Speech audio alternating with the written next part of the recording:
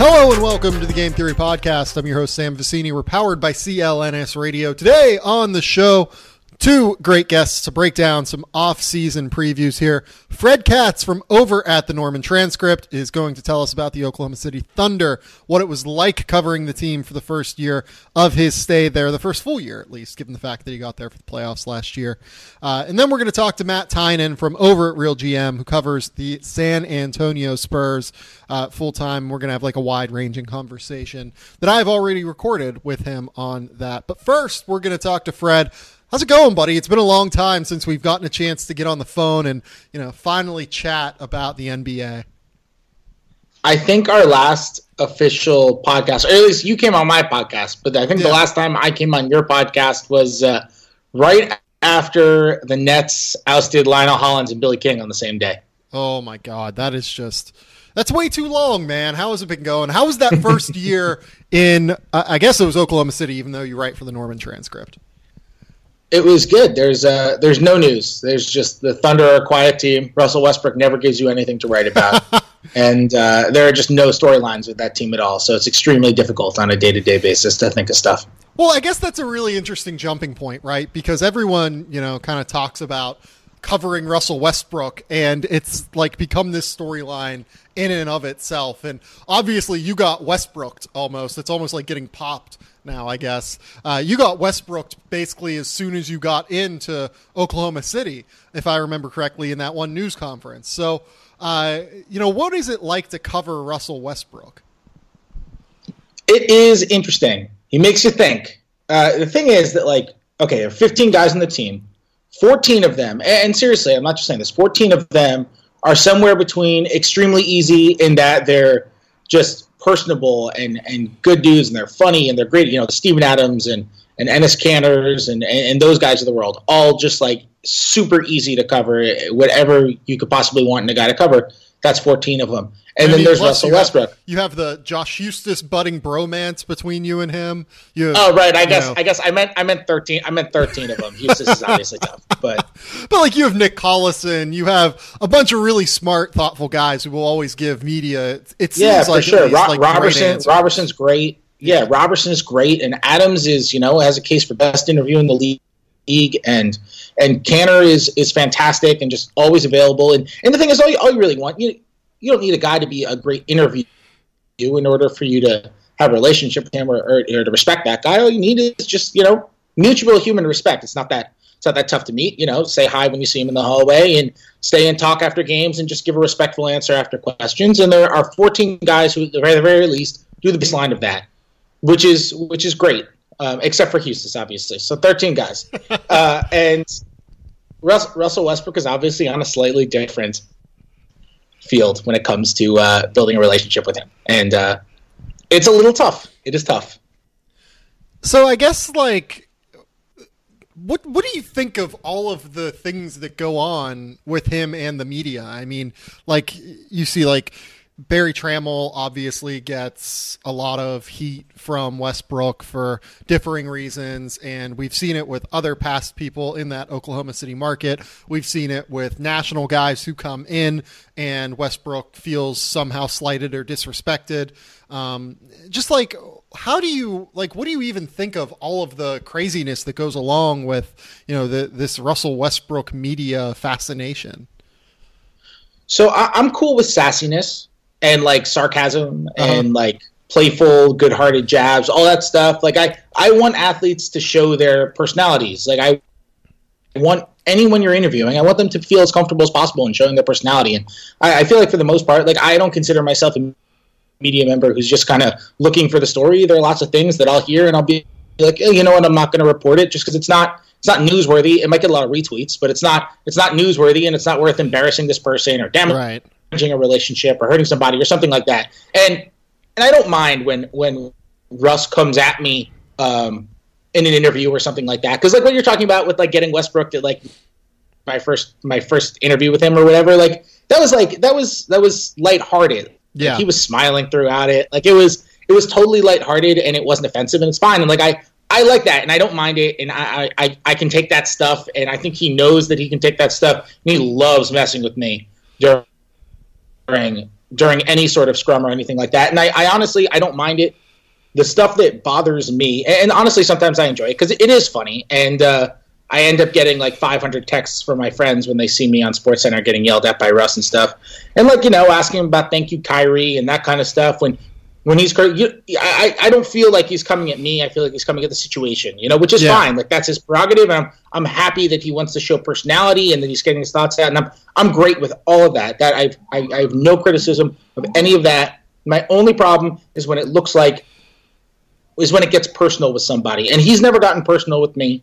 But you see moments sometimes where he gets personal, and it seems kind of mean-spirited at times, and sometimes it's somebody he knows, and sometimes he just doesn't ask a question, or he's in a bad mood, and he's kind of unpredictable in that sense. Sometimes he's great in an interview, sometimes he's not, and the moments where it feels mean-spirited, that's when I'm like, okay, right, you don't need to do that, Russ. Like, you don't need to handle it that way in such a publicly embarrassing manner when you know that, like, because you're a basketball player and because you have so many fans, people are going to take your side, even though you're the one who's kind of often, not always, sometimes there are sensationalist journalists who go after guys and write stuff that are ridiculous, and that is certainly true. But it's very rarely the people asking the questions in the scrums. It's usually the people behind a microphone that never show up to the games, Yeah. And so I that's when I have a problem. Those moments when it's like mean-spirited and then it goes viral. Let's look at what Russell Westbrook did to this reporter. And when it's said with a smile and certain things are justified, but every once in a while it gets mean-spirited, and that's when my issue. I'm like, you didn't need to do that, Russ. Yeah, like I feel like there are just random times where the level of mean-spiritedness with Russ does overtake the stupidity of a question. Because let's be honest, like, there are a lot of journalists who ask dumb questions, especially of superstars, because oftentimes superstars get the people who are just kind of parachuting in and aren't there every day and just kind of randomly show up at, once a month or whatever. And I get that. And, I think that if you aren't building a relationship like, you do, like Royce Young does, like everyone else does every day there at that locker room and after games and everything, it's very different for you guys. I feel like it's almost never you guys who are getting the brunt of the anger from Russ. But I do wish that oftentimes he was a little bit less mean-spirited about it, just because, like you said, it is, it's often tough, I guess. Like it's, everyone is going to take his side and everyone's going to be like, oh, journalists suck, fuck them, like all this stuff. But, sometimes, like you said, it's warranted, and sometimes it's, it's Russ just doing something to be mean-spirited and to be the way that Russ is. Yeah, I mean, there are different ways to do it. Like, for example, like I used to live in New York, and I would cover Knicks games, and Kylo Quinn obviously is on a very different stature in terms of fame and quality basketball player and all that stuff. But Kylo Quinn is this insanely sarcastic guy, and he's like that in interviews, and he's like that off the record. He's just crazy sarcastic, and he's really, really funny. He's one of the funniest players in the NBA. He's an extremely funny guy, and he would channel that sarcasm into tons of interviews. And if somebody asks him a bad question, you're going to get a sarcastic answer from Kylo Quinn. But it's never like a mean-spirited thing. He's just a funny guy who doesn't take himself and doesn't take situations all that, like, not all that seriously, but doesn't take himself too seriously. He's a loose guy, and he's going to have sarcastic answers to things. And it's never for the purpose of embarrassing someone. But there are moments with Russ where I feel like it does become for the purpose of embarrassing someone. And I do think at times with the way that this stuff rolls on and the way how much the average fan loves it and that kind of stuff, that certainly encourages the behavior. It certainly doesn't discourage the behavior. And I think there's a difference between like the sarcasm for the sake of humor versus the sarcasm for the sake of kind of public bullying. And again, it's not a personal thing. I mean, Russ has never done it to me. So I've never been on the end of that. He's never done it to me. He's, we've had back and forths and stuff, but it's never been anything other than like, him slapping me on the back after and making a joke when we're done. Like he's never done it to me. But I see it with some other people, or I see the way that some other people get treated, and it can rub me the wrong way sometimes. Sure. Yeah, and it's obviously one of the toughest covers in the entire league, I would imagine, for a beat writer, because on one hand you want to stand up for a fellow journalist, on the other hand you need to maintain a relationship with Russ because it's Russell Westbrook. He's the most important person you're covering in the market. But yeah, the one thing with Russ that I'll tell you, and one of the reasons why I feel comfortable saying this right now, well, I'm a relatively straightforward person, so I'm not saying anything that I wouldn't say to his face, right? And I think Russ does appreciates the straightforwardness and the honesty. He doesn't want the guys to do the BS and beat around stuff, and he doesn't want that. So this is nothing that I wouldn't say to Russ's face. I mean, I'm not saying he is a mean person. He's not a mean person. It's just he has these moments where he does things that I wouldn't do. And I don't dislike the guy. He's not a mean-spirited guy in spirit and in general, but he has moments. And sometimes I wish those moments wouldn't happen. Yeah, no, and I think that's all. That is one of the better ways to put it that I've heard yet. Right, like in terms of this national conversation about Russell Westbrook. So I'm really glad that we kind of talked about that. Let's move in to the Oklahoma City Thunder's off-season and NBA draft preview coming up. Just to set the table here, the Thunder went 47-35 this season, 108.3 offensive rating, 107.5 defensive rating. Their expected wins were only 43, so they outperformed what was expected of them given their offensive and defensive ratings just slightly. They were the worst shooting team in the NBA this season. I don't really think I'm breaking news there. Unsurprisingly, given how much Russ dominates the ball, they were also one of the worst assist teams in the NBA this season on a per possession basis. Having said that, they were the best offensive rebounding team in the NBA this season as well. So it's really a team that has very sizable strengths, but also one that has very tangible weaknesses as well. Yeah, I don't think that they're going to be the worst. I don't think they should have been the worst shooting team in the league this year. Some of that was self-inflicted. I really do believe. They had shooters, they just didn't play. I mean, they played Alex Abrinas 15 minutes a game, and they were. I'm not saying that you were mischaracterizing where they were. They were dead last in 3-point percentage. But they were bad. Alex Abrinas played. Clear. They're bad. They're bad. And my argument is not even that they're not a bad shooting team. I just don't think they should have been last. Because Alex Abrinas played 15 minutes a game, and even when he was 42% after late December from 30.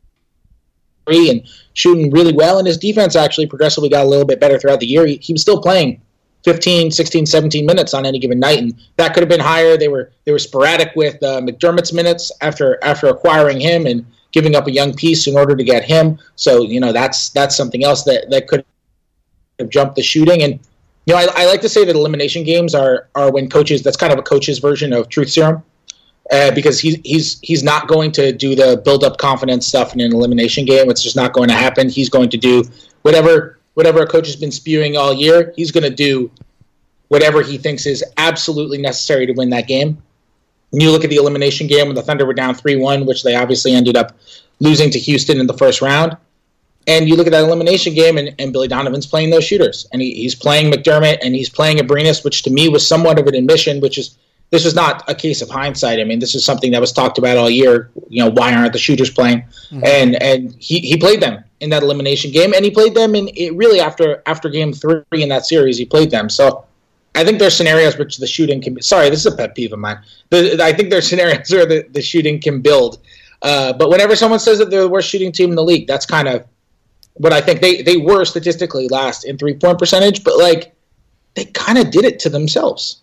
Yeah, I think that's a really fair way to characterize it for sure, especially after the McDermott trade where, Doug McDermott is one of the better shooters in the NBA. I don't really think I'm breaking ground there either, that, this guy can knock down shots from 3. He can knock them down from mid-range. You can play him at the 3 or the 4, and he can really help your floor spacing. I do want to get into that before we get into any sort of free agency talk as well. So the Thunder go out, they acquire Doug McDermott, they acquire Taj Gibson, essentially just at the price of Cameron Payne. I believe there were also some, second-round picks, and Anthony Morrow was involved in that trade. But mostly, this deal was a rental of Taj Gibson and a year and a half of Doug McDermott, followed by restricted free agency for Cameron Payne. What were kind of your thoughts on that deal whenever it went down? I really liked the deal for the Thunder when it went down. I mean, look, Payne barely played in Chicago. They had him in the D-League. And you look at all the point guard issues that Chicago had. I mean, they maybe had the worst point guard issues in the entire league, especially from a consistency standpoint with Rondo and with Michael Carter-Williams and with Jaren Grant and Isaiah Cannon, and all these guys are cycling in at point guard, and Payne couldn't really leap any of them. You look at the way that worked at the end of the year, and you think, okay, the Thunder got a good deal. Gibson was good for them. I think there's a less than 50% chance he's going to be back because of financial reasons. He's an unrestricted free agent this summer, so it's going to be tough for them to bring him back because they're already approaching the luxury tax, and they're well over the cap as well. And, this is not an organization and not necessarily a team, I think, that's in a position to venture into the luxury tax after winning 47 and being a 6 seed and losing in 5 in the first round. I just don't think they're at that spot, especially as a small market team, where they're going to be willing or even able to go into the luxury tax. So I don't know if Gibson's going to be back unless they pull some other moves in order to decrease salary to bring him back. That being said, it's hard to evaluate a trade like that without seeing it kind of move forward. I don't think Cameron Payne was ever going to develop in Oklahoma City. I think it was proven he wasn't going to be able to play next to Russell Westbrook, and he kind of needed to play at the point guard instead of off the ball, which means that your lottery pick is only playing 14 minutes a game, which means trade him before his value plummets if he's playing only his 14 minutes a game, So I got that, and I was, even if Payne ends up developing in Chicago, I think it's fair to argue that he wouldn't have developed that same way in Oklahoma City, and even if he did, he wouldn't be able to contribute that same way, and his value would have plummeted because of that. So I think all of that is totally fair, but I think it's still kind of developing. Like, we don't know how they're going to use McDermott because they were weird and inconsistent with the way that they used McDermott. Yep. And Gibson was really helpful for them, but I don't think they quite used him enough either. He was 24 minutes a game during the postseason, and there are times in the fourth quarter where they're playing Canner in that postseason series against Houston when Canner was getting rocked by their pick-and-roll defense and totally getting played off the floor. You look at their defensive efficiency with Canner on the floor in that series, and I forget what it is off the top of my head because this was like 5 weeks ago, but it's like unbelievable how high that number is. I mean, it is insane how high that number is, and Gibson is sitting on the bench in these crunch time minutes, so I don't think they necessarily got as much as they could have out of those guys. But that being said, I mean, they also got a second round pick in that deal too. I mean, the second round pick was going to the Thunder, so I think it's a good deal for them, but it's still developing too. I mean, we'll see what happens with Payne and see what happens with McDermott. Sometimes these trades look good 3 months in, and then a year later, you have a different kind of perspective on it. Yeah, I think that's all certainly true in terms of, we'll see how Cameron Payne develops. Having said that, at the time of that deal, I thought it was maybe the most lopsided trade deadline trade of the entire, I guess trade deadline. Really, that was really bad English. I had an exec from another team told me it was the best. It was the most lopsided trade of deadline day. So yeah, agreeing with what you just said.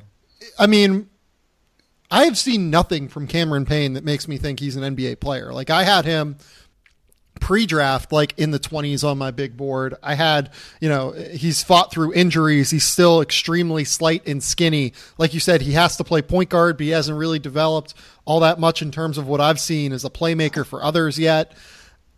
I don't see it with him, to be honest, and to be able to go out and take a shot on a rental like a Taj Gibson, who theoretically could have helped you in the postseason, like you said, ended up not necessarily happening as much as it could have. But having said that, that half the game that Gibson played was valuable. Plus, you go out and get Doug McDermott, who I think will exceed Cameron Payne's value over the course of their times with their respective teams. So it was just a weird trade that made zero sense to me whatsoever. I didn't understand how, and the fact that the Thunder also got the pick as well, nothing made sense to me about that trade for the Chicago Bulls. Yeah. And one thing, I mean, Payne is interesting because I know the Thunder insist that they're high on him. They insist that he's going to be a good player, but yeah, he is yet to show it. He's been super inefficient, and he's got foot issues now. I mean, he's had 2 pretty significant right foot bone injuries, and that's something. I mean, that's something to look at. And he's slender, and he's certainly been inefficient. So we'll see what happens with Chicago. But Chicago liked him. He's a polarizing player. I mean, there are some teams out there who didn't really care anything to do with him. There are some teams out there who thought he was really good. Chicago, I had heard, really liked him, and I assume really liked him because they gave up McDermott and they gave up Taj Gibson for him, and then they didn't play him. So, I mean, it was a situation where they wanted to win now, obviously. They were trying to gun for the 8th seed. That was extremely clear. But I was surprised that they just absolutely didn't play him at all. One more thing about Gibson, too. I think one of the things that they were excited about Gibson, which is kind of, people, I know there's a faction of people. I think veteran leadership is something that people either put too much weight on or not enough weight on. And there probably isn't that many people who put the right amount of weight on it when talking about it. But Taj Gibson, one thing they were really excited about was just a few months of him working with Domantas Sabonis. Yeah. They think that that's going to be really helpful for Sabonis's development moving forward, even if Gibson doesn't come back.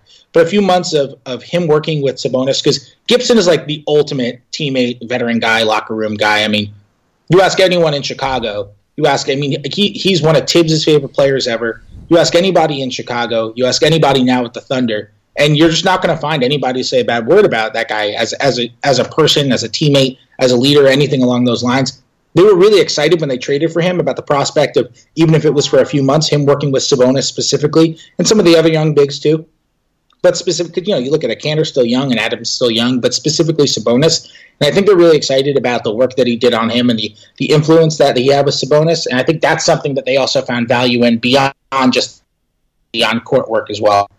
Yeah, I think that's a really good point. Taj Gibson is known around the NBA as just a consummate professional. You know what I mean? Like he has one of the most sterling reputations in terms of his work rate, how hard he works to get his game right on a night-to-night, day-to-day basis. So, yeah, no, I think that's a really good point in terms of just getting a guy around your young players for even 3 months, 4 months, 5 months, however long that he ends up even working out with the team. It's a valuable piece of the puzzle for sure.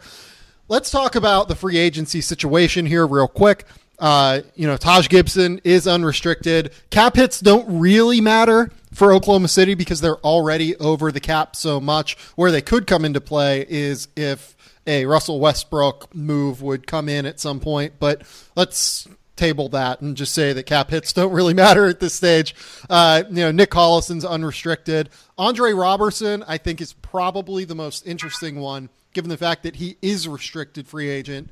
And obviously showed a lot this year, especially on the defensive end, where I think he's going to be an all-defense team member in the entire NBA. So what kind of money are you expecting Andre Roberson to get?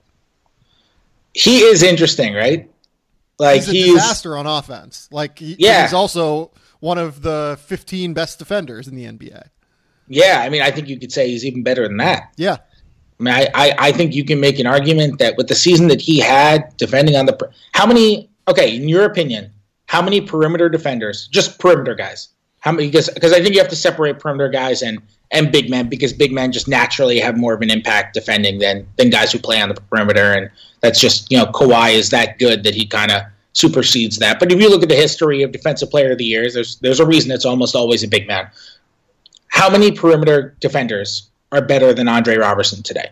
What are we going to call like Draymond Green and Paul Millsap and those guys? Like guys Draymond Green and Paul Millsap are bigs. They play power forward. They're bigs. But they also kind of float a little bit. Like they do a lot on the perimeter as well. Draymond, a lot of his value is obviously being able to protect the rim at his size. But like Paul Millsap, a lot of his value is switching on the perimeter and being able to guard those guys. Okay, how about I'll rephrase then. I'll rephrase. Instead of labeling this guy's a perimeter defender, this guy's a big man defender, so on and so forth, just who do you think is better at perimeter defending than Andre Roberson? Man. I would probably still take Tony Allen, but as soon as next season, that could change given the fact that Tony is as old as he is now. Man, Kawhi, obviously. Draymond. If we're gonna, purely perimeter defense, Roberson is probably better than Draymond. Just, purely if you're separating perimeter defense from everything else, right? Like Roberson is a better quote unquote perimeter defender. But it's the fact that Draymond can combine the perimeter defense with the rim protection that makes him so valuable. Avery Bradley's in that conversation. I'd still probably take Roberson over Bradley. He came up, he like kind of came to me in that like, quick little moment, but I would still take Roberson because of the size. Oh man. Chris Paul, maybe if you're going to, but Chris Paul isn't very, Chris Paul's not going to defend wings though. Yeah. Like Chris Paul is by far the best defender at the point of attack in the NBA. But like you said, he's not going to defend wings, which makes him a little bit less valuable in a switch heavy system. Oh man. Andre Iguodala? Yeah, I would probably still take Iguodala, but it's close, especially with the fact that, Iggy is getting older. I think it's a back problem right now that he has, but, Iguodala is still probably slightly better. I think that Marcus Smart is probably in that conversation, but probably falls a little bit short of where Roberson is right now. Patrick Beverley, I would probably take Beverley over Roberson, but you're talking about the thing with Roberson is Beverley just defends point guards. Yeah. Beverley is not defending. Roberson is defending. He defended this year. He defended Isaiah Thomas, primary defender on Isaiah Thomas when they play the Celtics. When they play the Clippers, he defends Chris Paul and JJ Redick.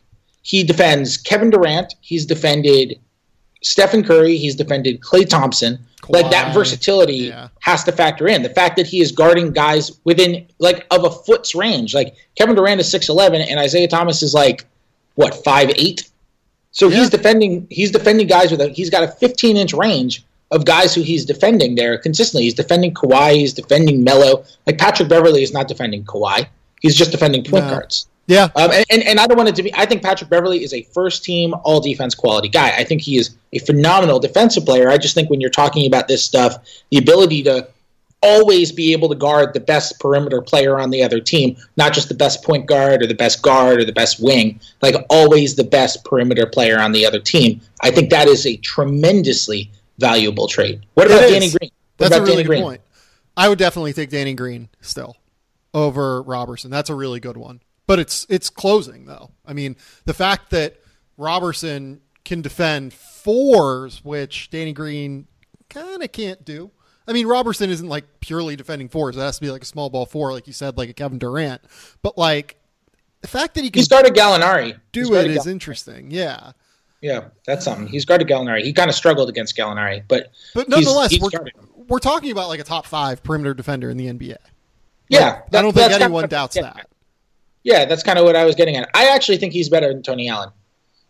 He's not better than prime Tony Allen, but I think Tony Allen's a little bit slower now than he was. There are times when I'm watching Tony Allen, I'm like, oh, Tony Allen he's still great because he's such a high IQ defender, and he just his defensive fundamentals are better than any other perimeter defender in the NBA. With the way that he cuts off angles and that kind of stuff is incredible. And he's still great. He's a fantastic defensive player. It's still hyper aggressive too. He's able to cut off angles while maintaining insane aggression.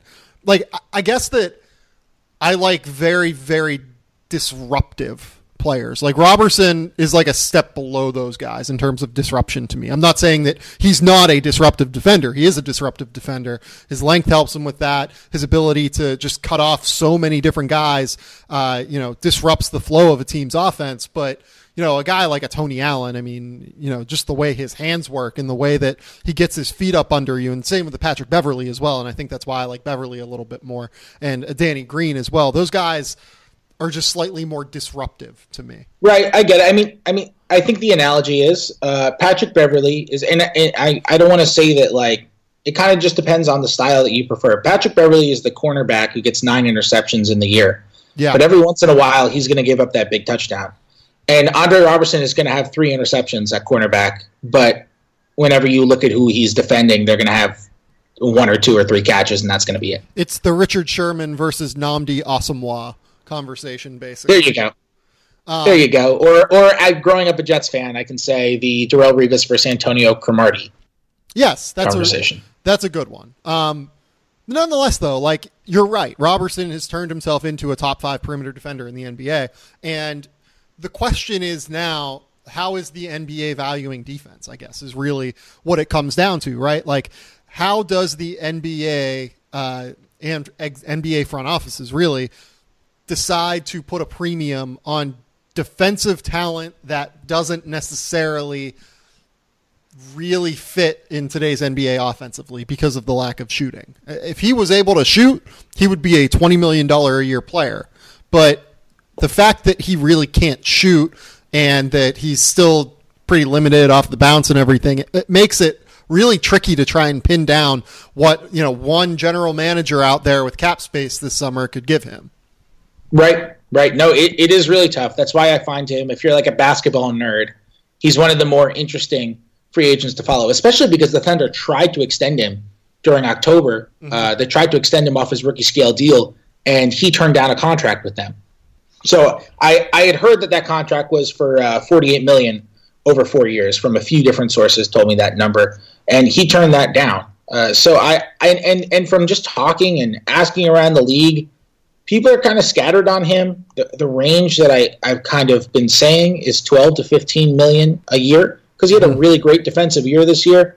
I think something that helps in his favor is that the league is so much more perimeter oriented now than it's ever been. Yeah.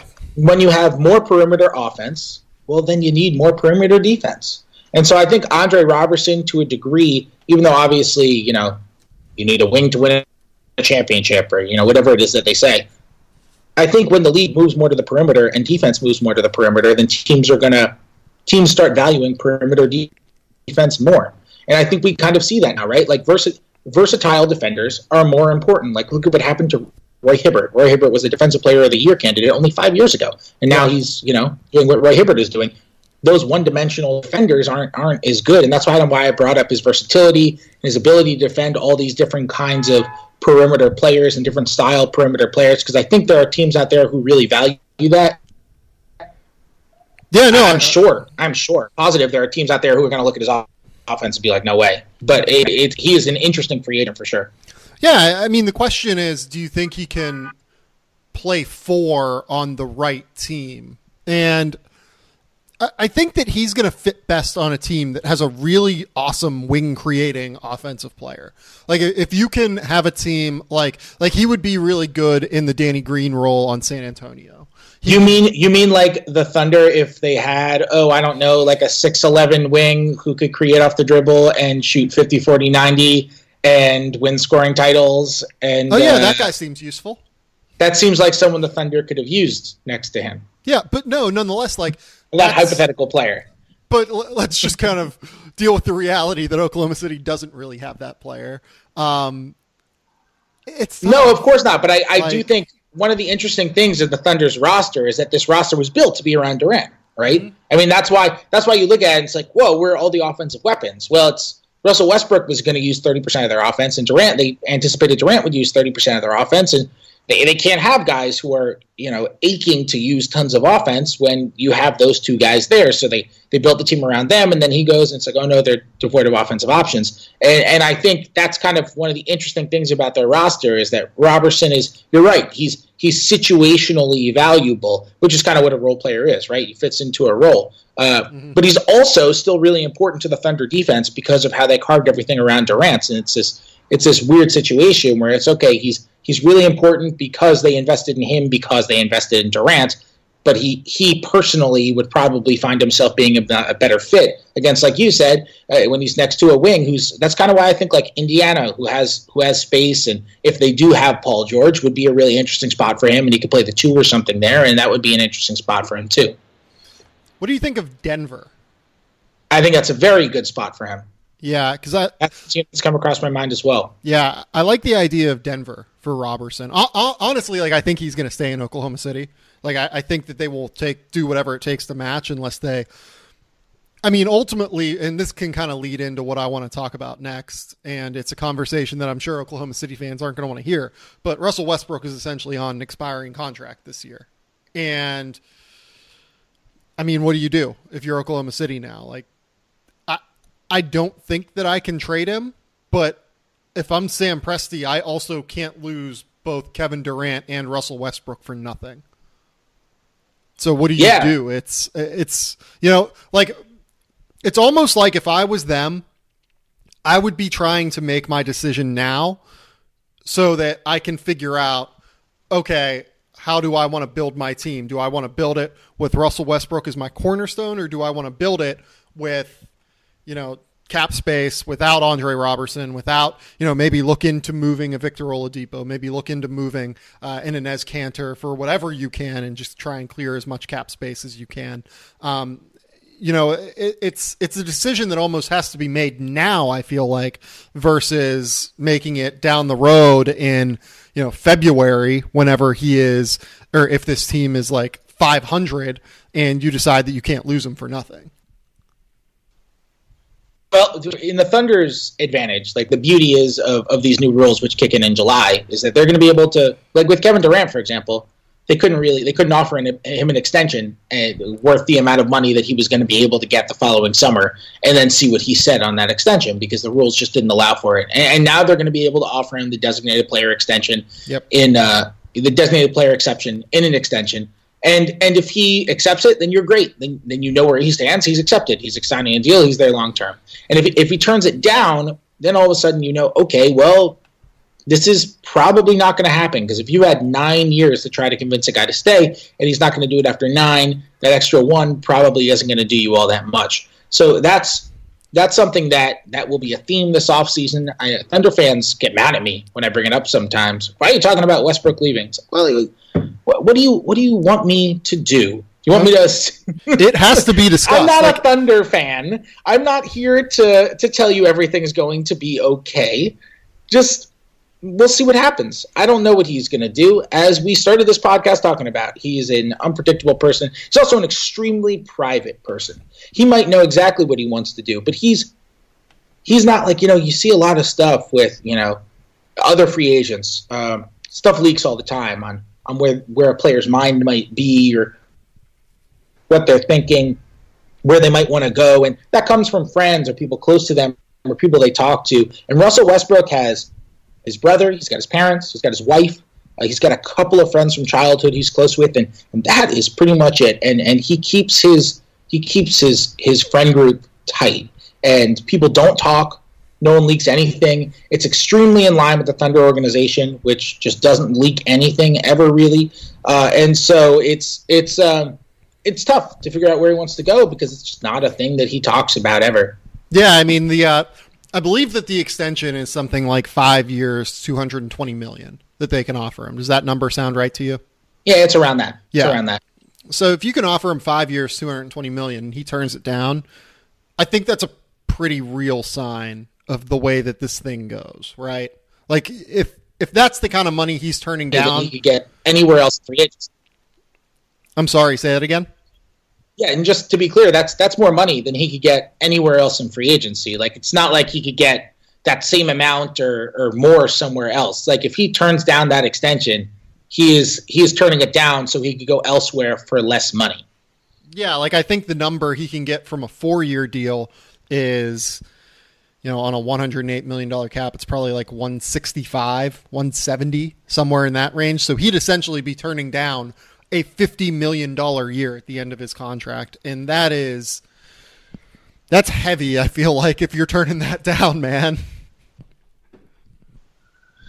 Yes, it is. And that's something the Thunder have to consider. They have to consider that this summer.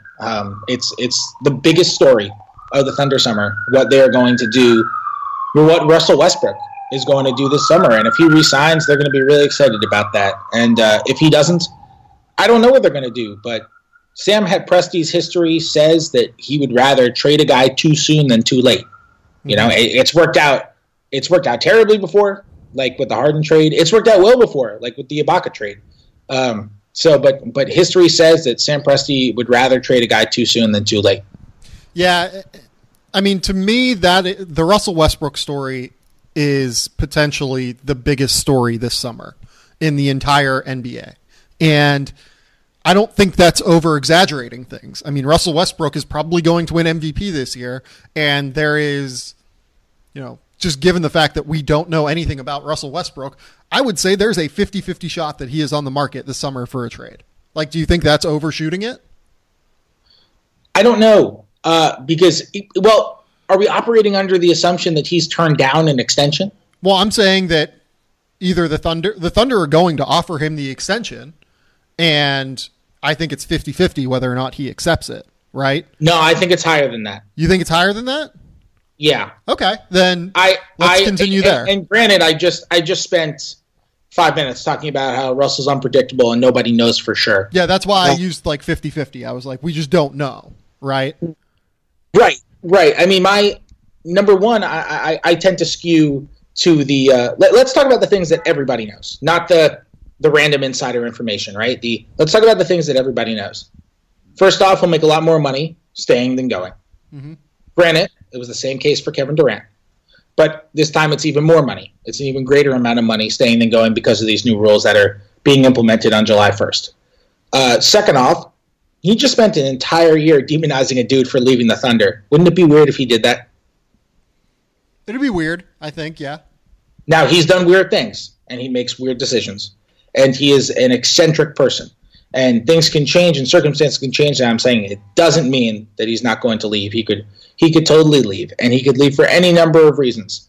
But it would be a weird, and I think maybe hypocritical, depending on the circumstances in which it happened, weird thing to do if he took off after spending a season really demonizing a guy for leaving that same team. So I think there are certain things there, and I think the team is confident that he's going to come back. Now, they were extremely confident that Kevin Durant was going to come back, so that's not a measure saying that he's definitely going to come back, but I would just put it higher than 50-50 at the chances of him being on the Thunder next year. Well, I guess the thing for me is I don't know that even if he does decide to return, like even if he does like eventually in the future decide I want to, stay with Oklahoma City for the longest time I possibly can, I don't know that necessarily means that he will sign the extension either, right? Like I can see a situation where he's like, okay, guys, I just want to play this by ear. I want to look, I'm not, even if I tear my ACL tomorrow, there's no chance I'm not a max player somewhere. Like I have earned that throughout the course of my career, and it doesn't really hurt me to wait. You know what I mean? Like I feel like that is a possibility here, that he just decides, even though like I'm not telling you I'm going to leave at the end of this contract, I've decided to keep my options open. I'm not going to take the extension at this time. And if that happens, I think Oklahoma City has to put him on the trade market. I just do. Like, I think that you have to strongly consider moving him. I agree. You have to at least see what's out there. And the market for him is going to be really interesting because teams will approach it for him like he's a rental too. Yep. Now there are scenarios. I mean, he has the ability to become a free agent in 2018. Lakers might not, but like, yeah. Yeah, I mean, he's got a player option in 2018-19. I mean, there have been scenarios in the past where, in order to get a deal done to a team where somebody wants to go to make both sides happy and the player happy on top of that, the player agrees to opt into his player option for the following year in order to make a trade go. And Russell Westbrook does have that option. There is a player option. I'm not at all saying that's something he would want to do, and this is many steps ahead of where we are right now, but that's a way that there could be some sort of deal done that brings back a big haul for him. But teams, for the most part, are going to be approaching any sort of hypothetical Russell Westbrook trade as if it's, they're going to approach it as if it's a rental, because if he's willing to leave the Thunder, they don't know where he's going to be. They don't know if he's going to be happy for that year, and it's only 1 year. You're going to get a ton back because he's probably going to be the MVP, and he's at the very least an MVP caliber player. So you're going to get a lot, but you're not getting, you're not getting full value. Right. Like the Lakers have said that Brandon Ingram is untouchable, right? I don't know that that's a negotiating tactic. It is for sure, but I'm not like 100% certain they put Brandon Ingram in a Russell Westbrook trade. And I know the Lakers are a little bit different because I'm sure that they feel confident that they could re-sign him, but like that's kind of what you're talking about there, right? Like I'm not certain that a team would be willing to offer their best young player for a 1-year rental of Russell Westbrook. Yeah, no, I'm with you. I'm with you. I mean, and it varies team to team. It varies GM to GM, and not just in the confidence that they'll re-sign him, but how close they are to contending. You know, maybe a team thinks, all right, we've got like 2 stars if we're and some young players. You know, maybe we're willing to trade away all of these guys and get something back. You know, they're this stuff varies team to team. But I think if you're speaking in pure generalities, yeah, I mean, it's tough to trade a guy who's got 1 year left on his deal, especially in today's environment. Yeah, it is. The Russell Teams are a lot more prudent now than they were 20 years ago. Yes, that is definitely true. The amount of, just analytical decision making, not even analytics in terms of statistics and everything, but the amount of analytic, logical decision making and the amount of rational actors throughout the entirety of the NBA has definitely grown over the course of the last decade. Yeah, no, for sure. I mean, there are obviously still some crazy organizations. Yes. And here's the thing, a lot of them are the organizations that have coach GM combos, right? Like that, to me, like those teams are going to be more willing to part with a crazy amount of assets to trade for Russell Westbrook.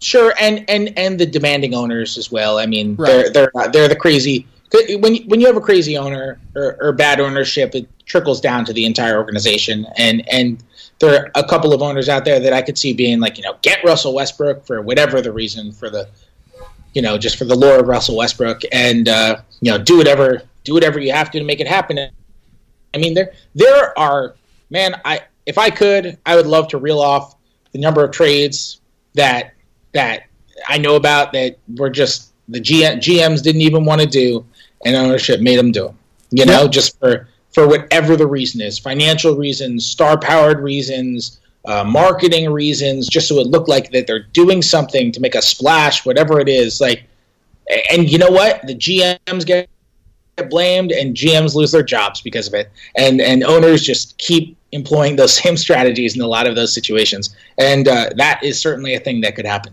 Yeah, no, that wouldn't be a surprise to me at all. Before I get out of here with you, Fred Katz, from over at the Norman Transcript, which we had one take before this podcast started, and I yelled obscenities because I forgot exactly where Fred worked. NBA draft, the Oklahoma City Thunder have pick number 21, do not have their second round pick. What do you think they should be looking for in the draft? I know that you haven't done a crazy amount of research into these prospects like you typically do at this time of year, but what do you think this team should be looking for at an overall skill set level, at an overall player level? So I think if you look at the history of Sam Presti, he tends to go with best player available. Mm-hmm. And that's pretty much it. I mean, they drafted Cameron Payne when Lord knows they had a pretty good point guard already. They're drafting. Presti's got the fetish for kind of athletic, long wings who can defend and still needs to learn how to shoot. He drafted Roberson, and he traded for Jeremy Grant, who's still only 22, and he drafted Eustace as well, and that's and there are more of them. Even Reggie Jackson, Samaje Kristen. Yeah, I mean, it's just all these guys, these defensive-minded guys. So I think that's something you always have to be on the lookout for as well. I think positionally their priority is backup point guard. Yeah, they had one of the worst backup point guard situations in the entire league this year. Kristen was the third string, and it wasn't on the team, and then he made it on his third string, and then Payne was hurt, so he was second string, and then he went back to third string, and then he went back to second string, and then he went back to third string, and then he was back to second string again, and then he was benched for the playoffs. So there were a million different things. They brought in Norris Cole to see if he could help. He was benched after 3.5 games, and then came back in as the backup at the playoffs, and then got benched again during the playoffs. Payne, as we talked about before, didn't work out for them at all. Even after he came back this year, he hit a couple of nice games, but he was super inefficient, and that second unit did not run well with him at all. So they had a lot of problems at backup point guard. I would argue that they had maybe the worst backup point guard situation in the league, which was kind of masked for people who aren't watching them all the time because they had maybe the best starting point guard situation in the entire league, or at least one of the best. So that's something that I think they would love to fix. I know there are some point guards out there that could be around the 21, and if that's not the case, man, bringing in a shooter would help because, Yeah. we talked about how there are ways for them internally to improve their shooting, but even so, like,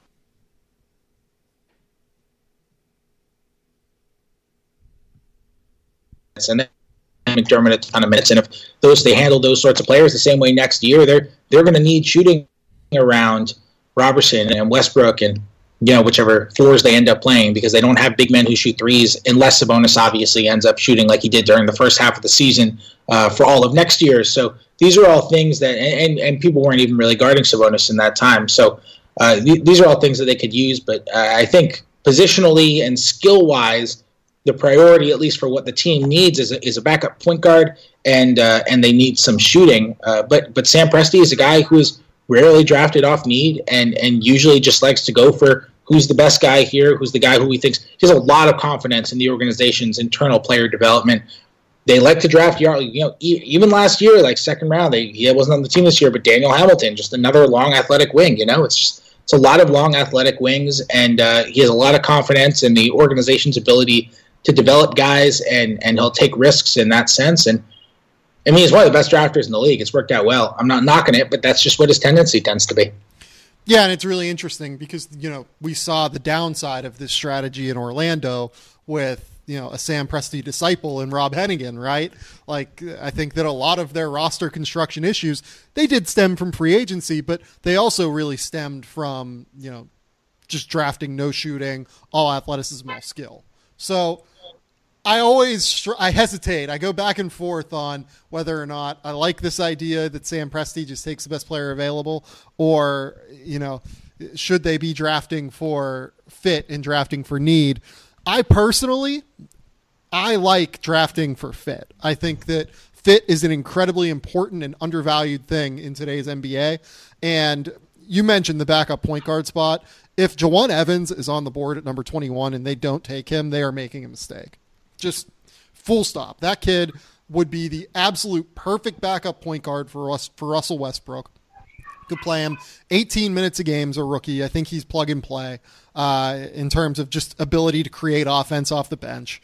And then you would obviously have a bit of a backup option for if Russell Westbrook, or if you decide to move on from Russell Westbrook, if he decides to decline your extension offer, this summer, or if he leaves in free agency next summer. That just makes way too much sense for me. I will probably have that in my mock draft whenever I do that, where I am doing my mock draft. Derek White is another guy that's interesting, but again, doesn't necessarily have the elite level athleticism that Sam Presti looks for. Terrence Ferguson is a guy that does have that type of athleticism. It would be interesting to see if they would go that route.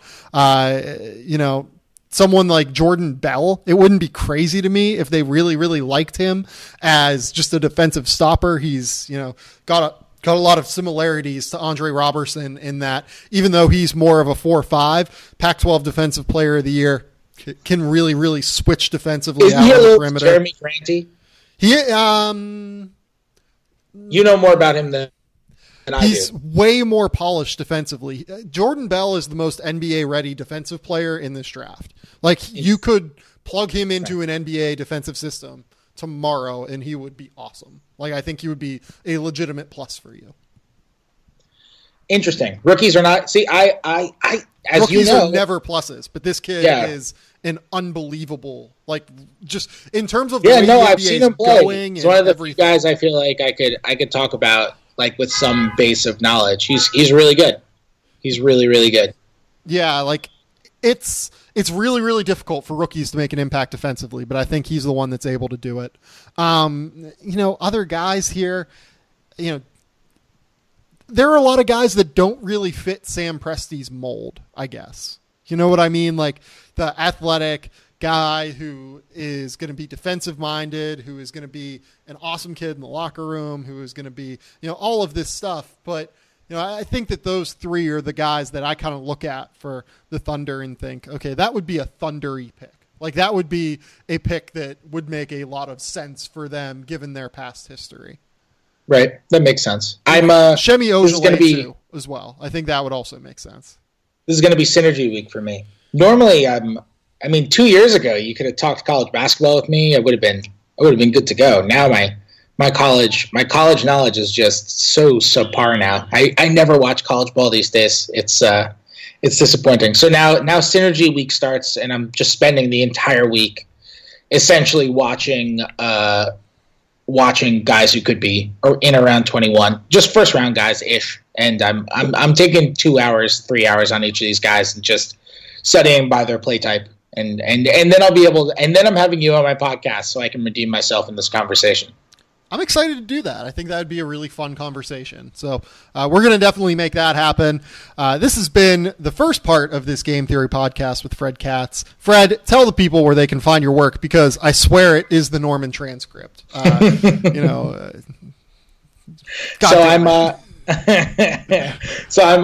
on Twitter at Fred Katz, FredKatz. I host a podcast called Locked On Thunder, which is part of the Locked On Podcast Network, and we've got one corresponding podcast for each NBA team and each NFL team. I host the Thunder one, obviously, called Locked On Thunder. Like I said, you can find that iTunes, wherever else you listen to podcasts. I'm on every Tuesday, every Thursday now. During the season, I'm on Monday through Friday, but it's Tuesdays and Thursdays now, and then I'm going to ramp it up sometime around June for draft and for MVP awards ceremony and that kind of stuff, and then free agency as well. So it's going to be more than just twice a week, starting in probably a couple of weeks. And then where else? Oh, right, normantranscript.com. If you're an online reader, you can check out my blog, Thunder Road. It's under the sports tab on the site, normantranscript.com/sports/Thunder Road. Or if you live in Oklahoma, you can just subscribe to the Norman Transcript, and then you can write an email to my editor, Caleb Slinkard, and say, Fred Katz is so good that I had to subscribe to the Norman Transcript. Please give him more money. And that's it. 100% tell all of my listeners to email his editor and say, Fred Katz is great. You should pay him more money. Fred is the best. I love Fred. We're going to have him on again at some point, I'm sure, in the summer to talk about all of the things we just discussed, because the Andre Roberson deal is going to get done. There's going to be some sort of decision at some point about Russell Westbrook. So we'll have Fred on again very soon. He's one of the best people I've gotten to know in the NBA basketball world. So this has been that portion of the Game Theory podcast. The next voices you will hear is myself with Matthew Tynan talking about the San Antonio Spurs. Thanks, Fred.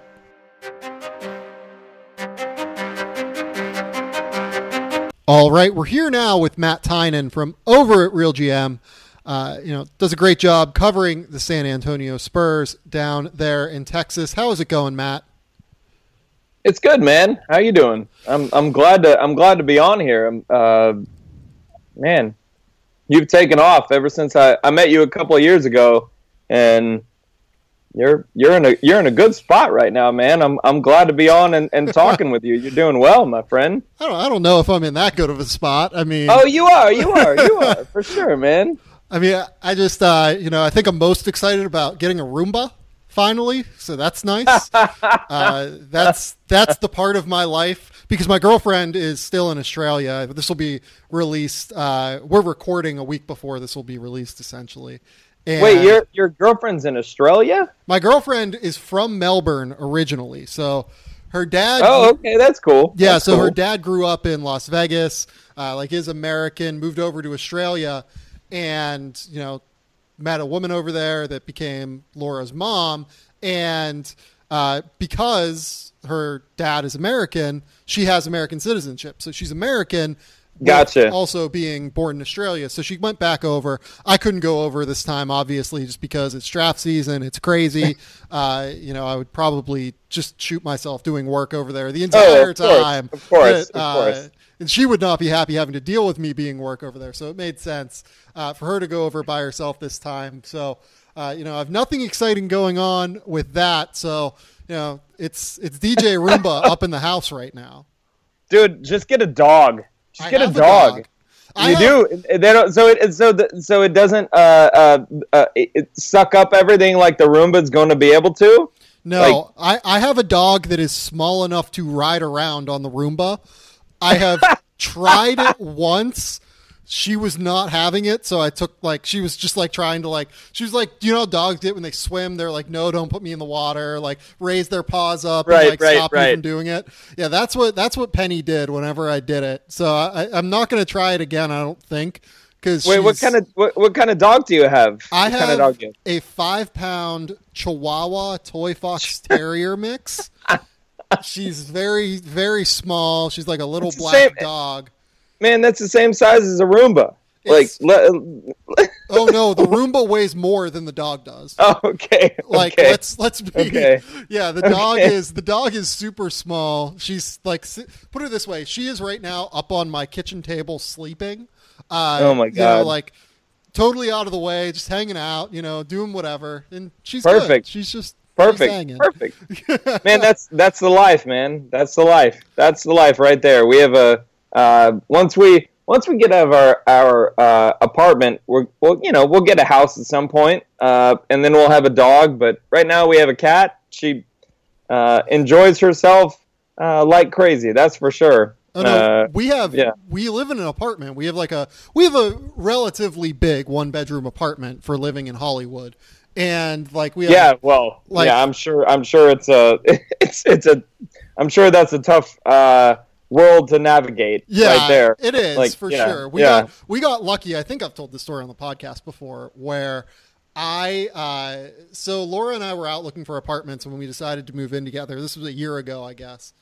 Okay. And we're trying to decide where we want to live. We're thinking Silver Lake. We're thinking, and people from LA will know these towns, but we're thinking, maybe a little bit south of Hollywood because she works right around USC. So we're trying to figure out a way so she can be up. She can get up over the hill easily to go see her sister and go to work easily. So Hollywood and the East Hollywood area kind of made the most sense. But once you get over to West Hollywood, it gets a little bit tricky. Oh my God. Oh, I have family in LA and I've spent a little time in LA. So I navigating that whole situation. Yeah. I do not envy you. No. I do not envy you. And living in Texas, I'm telling you right now, people should just,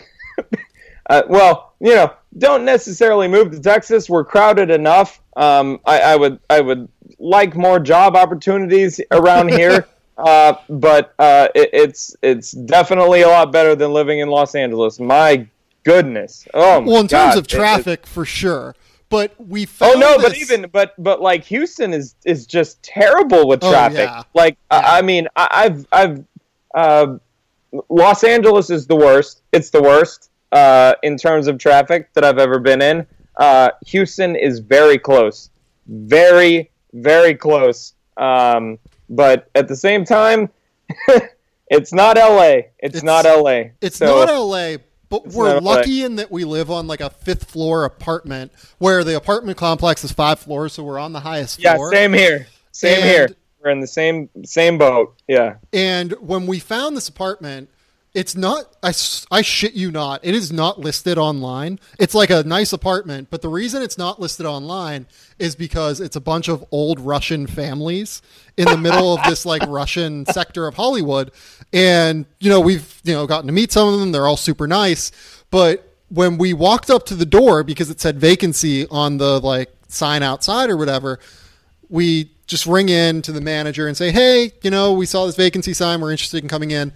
Manager comes out. It's about a 65, 70-year-old Russian guy. It was a Saturday afternoon. Reeks of vodka. Oh my God. Reeks. He's clearly been drinking.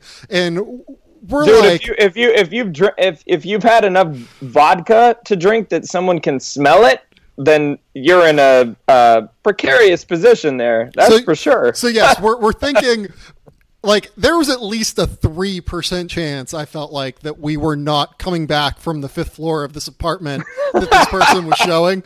And then he let us up here, and it's a super nice apartment. We're incredibly lucky to find this thing. But there's this closet. He's yes, walk-in closets. And we're just oh my God, we're not coming out of this closet, are we? We walk in the closet. We come out of the closet. We look around the apartment. Everyone, the manager's super nice. Everyone in this apartment complex is super nice. And it's very quiet given the fact that it's a lot of families, a lot of grandparents, a lot of stuff like that. So we're super, super happy in it, but we were thinking that like this could have gone a totally different direction. No, that's a little bit of a scary proposition. I mean, I will agree with that. That's for damn sure. Yeah, especially in a city like that. So great job, spot, man. Good job, man. You gotta take those risks in the LA real estate or like LA leasing market. Yeah, when you're in a position like that, like you have to take the chances.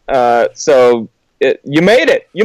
We're alive. We're happy. We have podcasts. We're good. Yeah, we're good. Another person that has been around the block so much that I'm sure he has grandchildren is Greg Popovich. We're going to talk about the San Antonio Spurs on this show. He does have grandchildren. I was going to say, I can't confirm that, but I would imagine it to be the case. Yeah.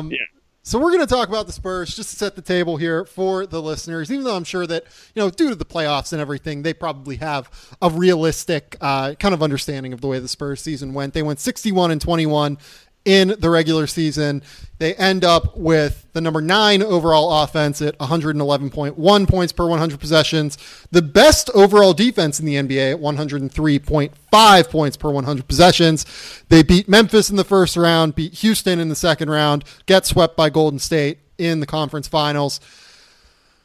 This was a weird San Antonio season, and the reason that I say that is because I genuinely believe this to be true. You could say this any season that Greg Popovich should be coach of the year, but I genuinely believe that he earned it more than any other year this year. Yeah. He had a team with Pau Gasol, David Lee, Tony Parker, Kyle Anderson, Davis Bertans. Patty Mills is at least solid defensively, but he's not like a crazy defender. And he led that team that had 100 minutes coming from substandard defenders per game. So 2 of the 5 positions on the floor, a little bit more than that, from exceedingly substandard defenders, and led them to the number 1 defense in the NBA. How does that happen? I have no idea.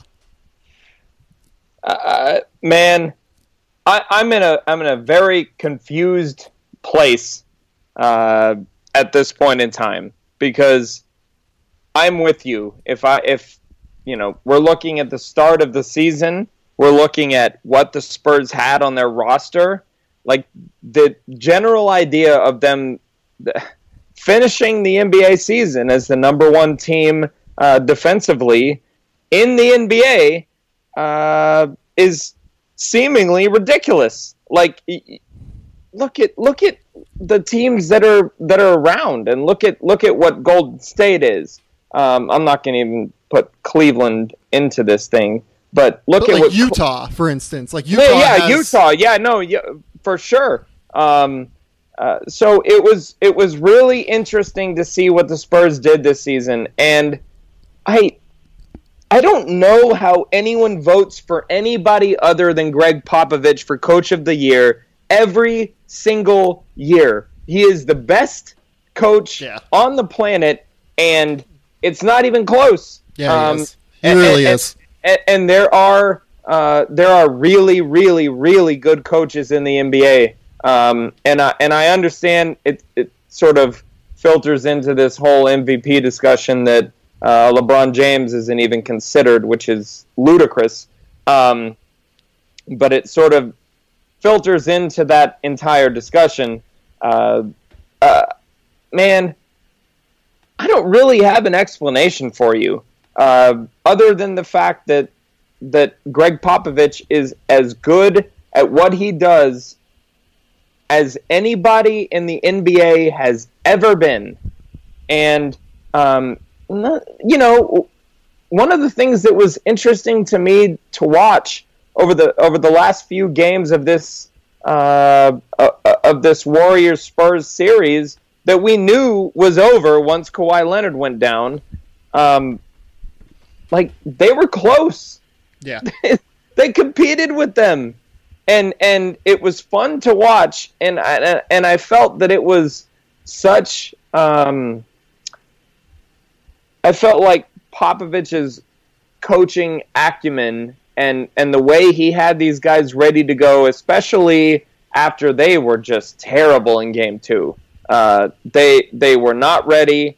They were intimidated, it seemed, by the crowd in Oakland. But the last 2 games, even though they lost both of them by double digits, we're talking about a team that didn't have Kawhi Leonard, that didn't have Tony Parker, and by the end of game 3 didn't have David Lee.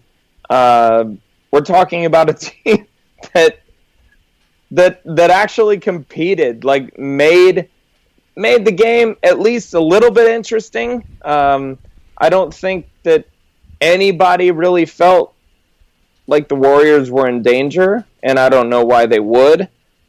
They were just so much better than that version of the Spurs. I mean, it was crazy. Like there were lineups of DeJounte Murray, Bryn Forbes, Davis Bertans, Pau Gasol, and Jonathan Simmons on the floor.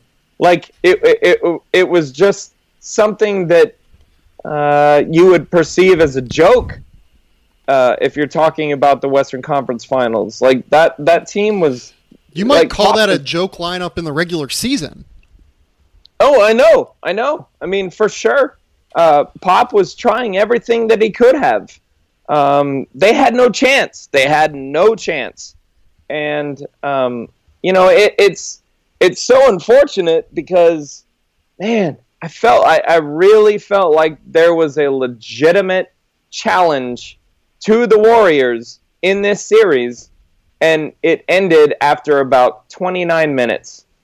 And it's really a bummer to watch what happened just overall. And we're all looking forward to Cavs, Warriors, whatever you want to call it, the trilogy, whatever. Cavs, Warriors 3, but at the same time, man, I think a lot of people were looking for something beforehand. I think a lot of people were looking for something to happen in the playoffs before the finals, and we had it. I'm not gonna say anything on the record. This is sort of off the record type of stuff, but the Spurs feel like they kind of have something figured out with the Warriors, and they do. They really. I'm not kidding. They do. They feel like they do have something. And you look at the first 2.5 quarters of that game, and they were beating their brains in. And I don't really believe in the idea of rust, because statistics show us that teams that have a long time off, they perform better when they enter a series after having a week off or whatever, like maybe slightly less, maybe slightly more, whatever. Teams perform better. It's sort of a myth that like the rust element is a little bit of a myth, and the Spurs were doing work to the Warriors over the first 29 minutes of that game, and it's sort of a shame that we don't get to see that, because I think a lot of people have been waiting for that series for a long time. Yeah, they really have been, and it's a shame because the Spurs have such an up-in-the-air offseason now coming up, and we'll kind of talk about that and move there now. I mean, Pau Gasol has a player option that I can't imagine he doesn't pick up at $16 million. Dwayne Dedmon has a player option at $3 million that he'll almost assuredly decline, given the fact that he can go into the free agency market and probably triple that number, given the way that he played this year. David Lee has an option, a player option that is, for around $2.5 million, I believe. That's a trickier one. I will be interested to see if he decides to pick that up or what. Maybe he's just happy in San Antonio. And then there's obviously Manu Ginobili, who the situation, will he come back? Will he not come back? I don't think he's made any sort of grand pronouncement yet that he's done, but it does seem to be that this year was kind of his final go-around. Patty Mills is their biggest unrestricted free agent that is certain to be unrestricted.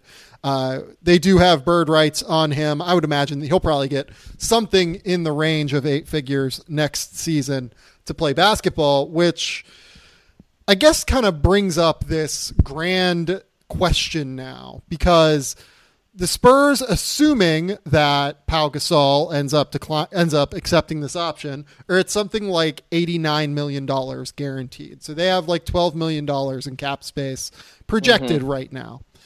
And that's interesting to me, at least, in that I think they can do some damage with that money. I mean, they can go out and sign a guy for $10 million and, with Patty Mills, they can then exceed the salary cap to re-sign Patty and everything. But having said that, they're also just in a really weird spot where they're probably going to be chasing max level free agents, because why wouldn't you chase max level free agents as the Spurs? But they have to really kind of finagle the roster to where they are able to do that. Yeah. So if they have any choice, any option to chase high level free agents, they're going to need a lot of help. They have a very difficult summer.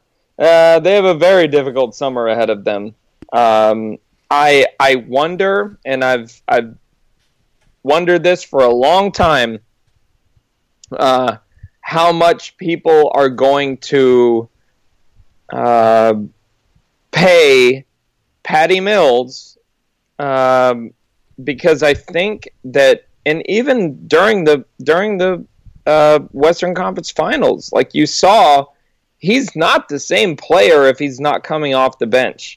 Like, this isn't a guy that you want to pay starter money for, right? Because he is a very different player in that capacity than he is when he is at his best, when he's coming off the bench, especially when he's playing alongside Manu Ginobili, who is a, obviously great facilitator, and who knows what's going to happen with Manu.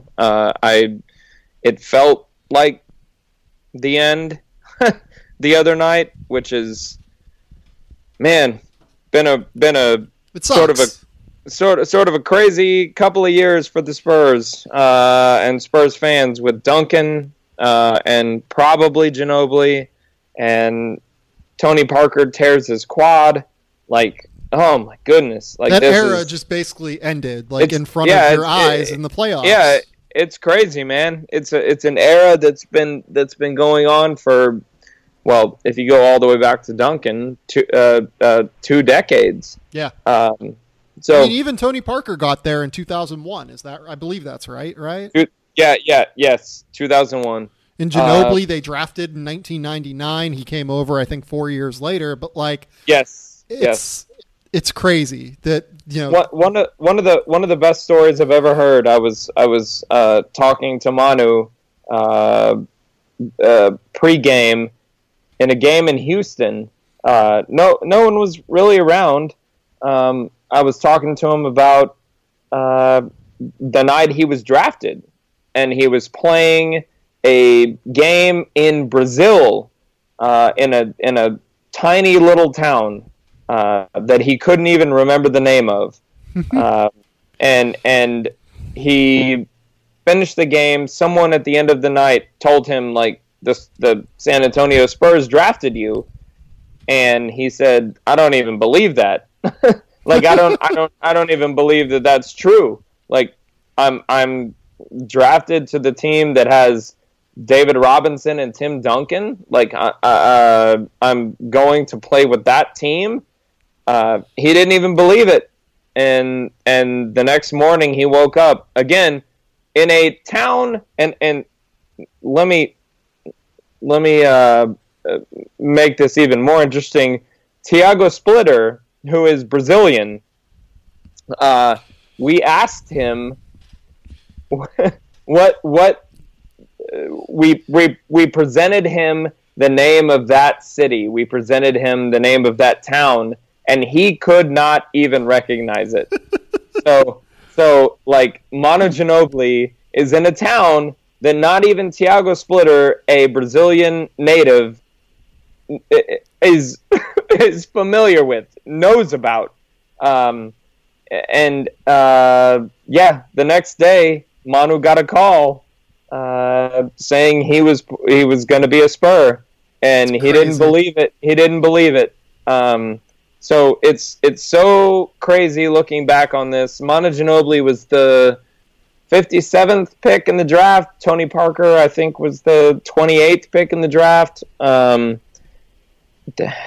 man, they did a hell of a job. It's just so wild looking back on that and thinking,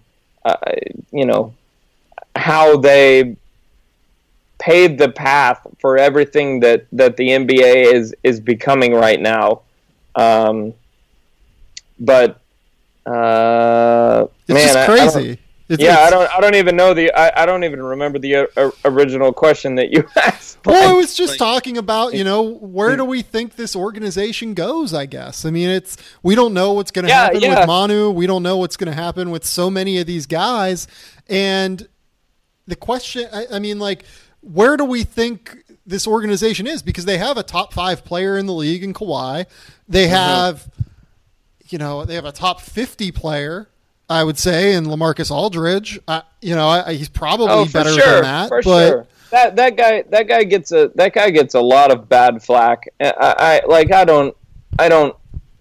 know that he's had his issues, but that guy can play basketball. Like, people are really hard on him, and that's fine. Whatever. It's the NBA. He was ostensibly bad in the playoffs. Yeah, that's fine to point out, I think, but he is still a very good basketball player. I wonder why people sort of jump on him, especially when a guy like Kawhi gets knocked out of the playoffs, and it's him against the Warriors, who are so damn good defensively. Like, I just don't understand the reasoning behind, like, the criticism when the second he touches the ball in the first possession of the game, the Warriors are sending a double team at him. Yeah. Like, I just really don't understand why there's a criticism. Like, what is he supposed to do? I just don't really get what he's supposed to do. And I think in a lot of situations you can look at this and say, like, the Warriors, if they lose a player, they still have a chance to win the title, which is crazy. Well, yeah, I think that Aldridge probably takes some unwanted criticism. I don't think that anyone would even really disagree with that, given the fact that, he was a max level player and everything that he brought to the organization. He was a great shot creator, a solid defender, not necessarily an elite defender, but an okay defender. And he'd always shown up in the playoffs before, this Golden State series. So I definitely think that, he's a guy that got a lot of unwanted criticism. And you brought up an interesting point earlier where, this team thinks that they can beat the Warriors. And, Greg Popovich was obviously super frustrated. You could kind of see it in his face that, like, after those first 29 minutes of this series, that, like, they felt they were ready to do this thing. And, it does feel like they are kind of, one piece away from seriously having a chance at this team. And if they can, I think they're going to be able to get rid of a guy like Pau Gasol and just kind of put him on another team. And I don't think they would have, any real issues in terms of, moving him and attaching a first round pick. And they might be able to do it, might be able to move someone else and just kind of make the money work. But if they're one piece away here, I guess that my thing is like, do you think this team should be, maybe taking a step back to build for the future?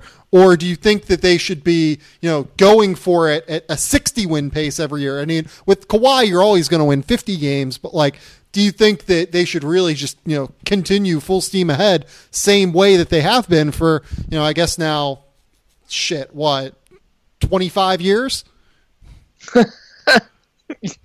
Yeah. It's been a while. Honestly, I know this might sound crazy. Oh man. I think that they are of the belief that they can present a challenge to the Warriors. I definitely think they feel they can present a challenge to the Cavs. That like they can beat this team right now. I know that sounds ridiculous in general, but man, they feel like they have people in place who can challenge that team and do so legitimately. Like, we're talking about a team that, they have a lot of sort of no names, especially when you talk about guys like Jonathan Simmons, and it's very cool to watch what he has become. But they feel like they can challenge the Golden State Warriors right now. Like, I don't know. It's tough to sort of put into words at this point, but what do you think the best way to go about challenging them is at this stage? I mean, should they? I mean, obviously they're going to take runs at Chris Paul and Kyle Lowry this offseason. I think that that seems pretty clear, right? I don't know. I think a lot of people like to make that sort of a point, a narrative, a discussion just in general over the offseason, and the NBA offseason is literally, maybe the most entertaining of off seasons of any of the major sports.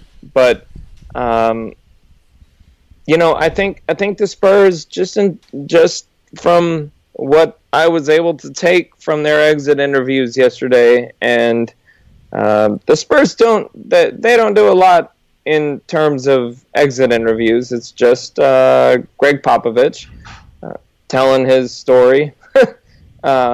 He's usually pretty cooperative in situations like that, but I think one of the things that he said is that the way things ended this season for the Spurs is that they don't overreact. They don't overreact. They look at the entire situation and they say, we were closer than a lot of people want to think. Like we were in a position where we were comfortable. I think what you're going to see a lot when it comes to San Antonio is they're gonna have to work to get Patty Mills back, but they want him back. I know that for sure. If we're talking about what the Spurs want and the little intel that I have, they want Patty Mills back very badly. They consider him to be a part of the culture. and I would guess this is a little bit of a different. I don't have really any intel on this, but they want Jonathan Simmons back. Well, Simmons is a very complicated case, though, because Simmons only has early bird rights, I believe. Is that correct? So yes, he only has early bird rights. Yeah, so they have to use cap space to re-sign him, and they can also utilize the Gilbert Arenas provision.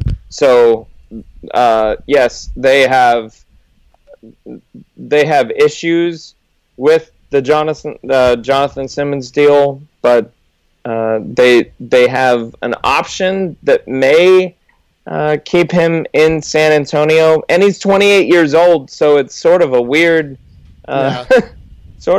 situation. So like how much money are our teams going to be sending his way? But at the same time, I think the Gilbert Arenas provision is an interesting situation going forward with Jonathan Simmons. But they're going to be there.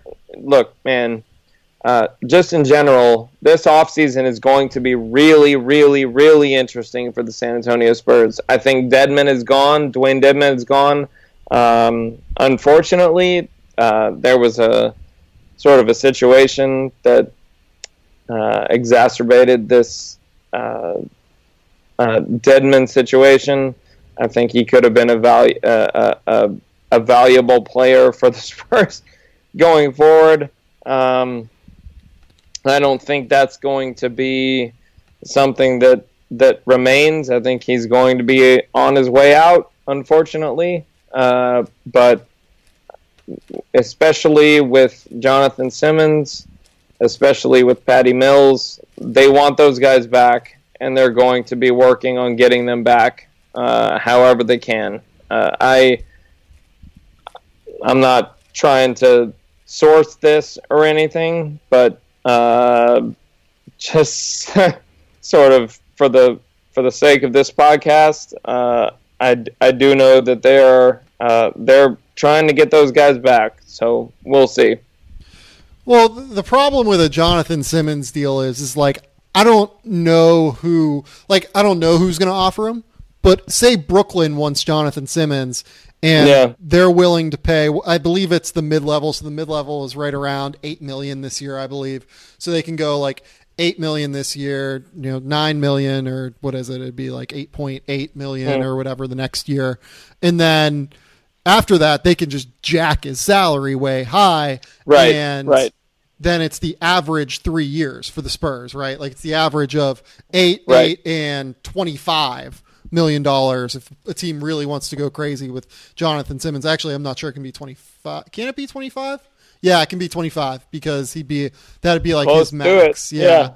So it could be like $25 million, and then it would be 45 divided by 3 or whatever, or 40 divided by 3, and you're talking about, what is that, $13 million a year that they have to find cap space for. And that gets super tricky, obviously, given where the Spurs are. And then Dwayne Dedmon, I mean, they don't even have early bird rights on him. It was going to be, that's kind of an impossible signing for them unless he would be willing to come back on the mid-level. And I don't know that it seems like that's going to be the case, given what you just said. Well, yeah, there is not a great relationship right now between the Spurs and Dwayne Dedmon. I really like the guy. I really do. He's been a cool guy to talk to in the locker room and all that. But there have been some things that have happened along the way that sort of make it seem like he's on the way out. But yes, you're right. There are a lot of interesting issues salary-wise when it comes to the Spurs, and especially with Jonathan Simmons, because and Jonathan Simmons is an interesting case because he's 28 years old, or he's about to be 28 years old. So, like, how much are people going to pay him? I realize that at this point, 28 years old isn't bad. Like you can get 3-4 prime years out of somebody who's 28 years old, who's 27 years old. He is currently 27 years old. Well, it'll be his 28, 29, and 30, and potentially 31-year-old years. Right. And there's definitely, like, you absolutely have to talk about that. So it's going to be interesting. The Spurs have a limit to what they can match, but I talked about it a little bit earlier, but the Gilbert Arenas provision allows for them to boost his salary in the second year. So third year, I believe, but yeah. Oh, is it third year? I thought it was second year. His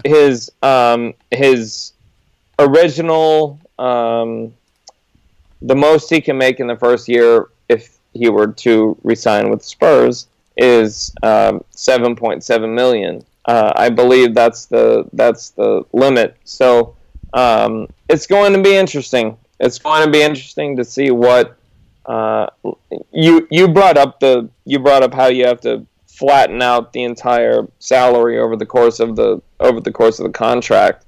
That's if a team matches, though.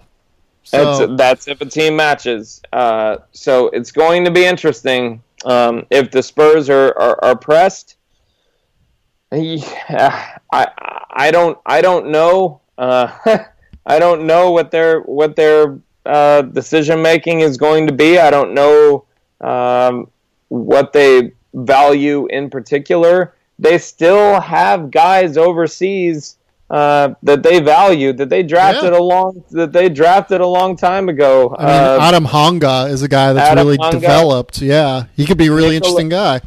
Nikola Milutinov. Yeah.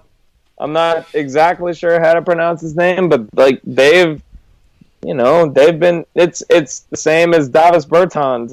It's guys like these that they're gonna bring over, and they're going to put in places that matter. So the Spurs are very confusing, man. It's a very confusing team to cover. Like it's you never know what the hell they're gonna do. But they have guys right there. They have guys right there, and I guess, God, I know it's not something your listeners are looking for, but we'll see what they do. We'll see what they do. Well, yeah, it's always folly to predict what the Spurs are going to do, right? Well, no one knows for sure. It's also ridiculous. Like is Manu going to retire, or is there any way that they Jedi mind trick Pau Gasol into opting out of his player contract? So, I mean, like, if Tony Parker retired, that throws this for an entire loop, and I don't think that he will. But, like, Hall of Fame career who may or may not want to go crazy in terms of, like, trying to get back from a torn quad, which is a rare-ass injury. Like, who knows? There's just this offseason, the Spurs might have more permutations in terms of what the roster could look like next year than anyone else. Like the Utah Jazz have a lot going on, but it's mostly contingent on what Gordon Hayward does. Like George Hill will, eventually come into play there, but if Gordon Hayward doesn't come back, then the whole thing falls to shit. So I don't think that there's much close to what the Spurs are going to have to deal with this summer, because just from the perspective of, I think that team is closer to a title than most people like to think. I think that just in general, if Kawhi Leonard stayed healthy, and to a different extent, if Tony Parker had stayed healthy, I think they had a chance to really challenge that team. And now they're looking at a situation where they had to basically bow out. Like, it was done for them once Kawhi Leonard was legitimately hurt. And from the people I talked to, that ankle injury was not good. So it's really interesting to see where the Spurs go from here, because they weren't far. They were not far off from being able to contend with that Warriors team.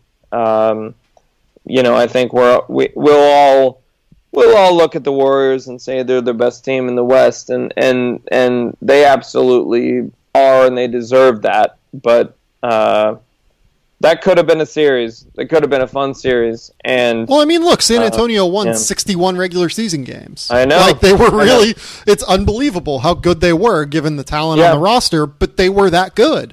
So the fact that they're this close, I mean, it's really hard for them to take a step back. Like, they're not going to want to do that. They're not going to want to look at the mirror and go, well, we won 61 games. Let's just drop back. Like, it's tough. Yeah. Yeah, well, and the interesting conversation is, like, and you're right, you're absolutely right. But the interesting conversation is, like, where do they move from here?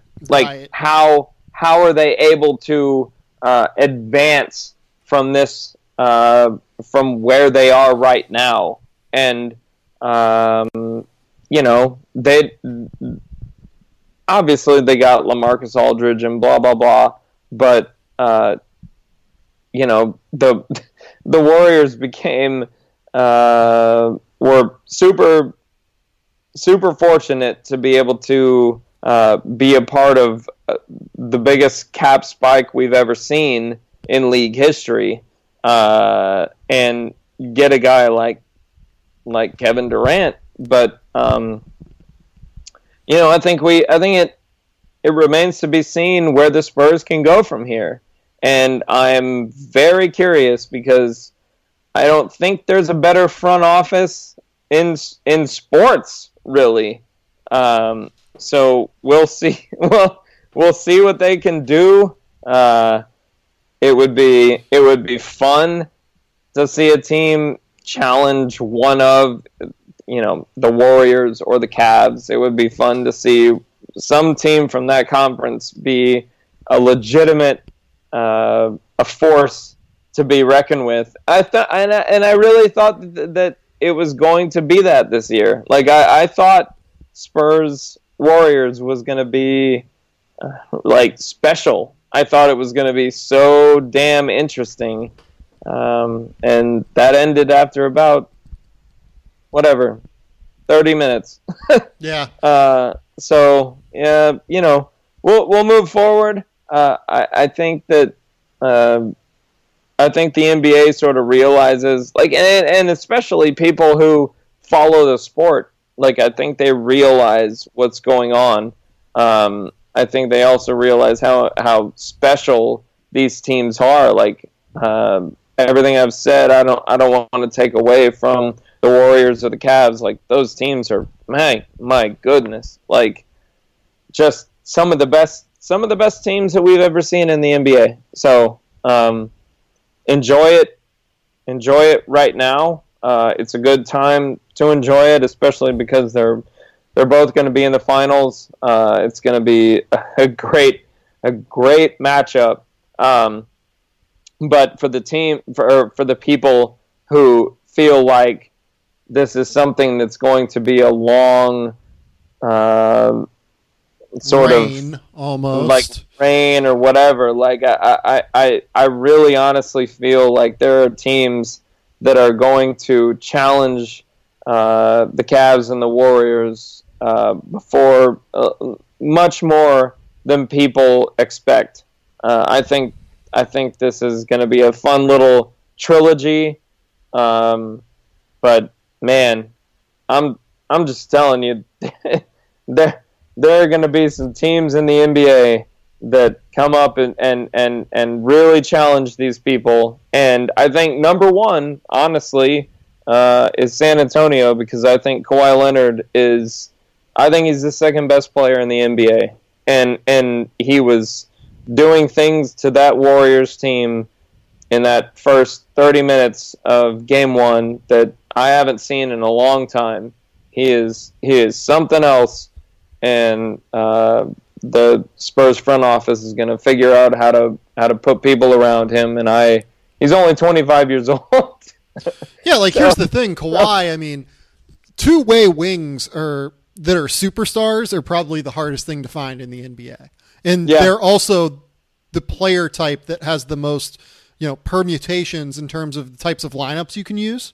So that creates a situation where, the Spurs can essentially build around Kawhi however they want to build around him. I mean, if you want to move on from LaMarcus Aldridge, you can move on from LaMarcus Aldridge. But LaMarcus Aldridge also isn't holding you back from anything because he can shoot and he can score, and then you have Kawhi to kind of cover up for some of his mobility concerns on the perimeter. Like building around a guy like Patty Mills, who is more of a shooter than a distributor, you can do that with a guy like Kawhi Leonard, who takes up so much pressure from the defense and takes up so much attention from the defense. And again, Kawhi can kind of cover up for some of Patty Mills's questions defensively just from being small. You know what I mean? It's not that Patty is a terrible defender at all. He's not. No. He's small. He's small. He's just small. Yeah. It's kind of what it is, man. But that creates a situation where the Spurs can at least contend. You know what I mean? They can contend going forward as long as Kawhi continues to be superstar Kawhi.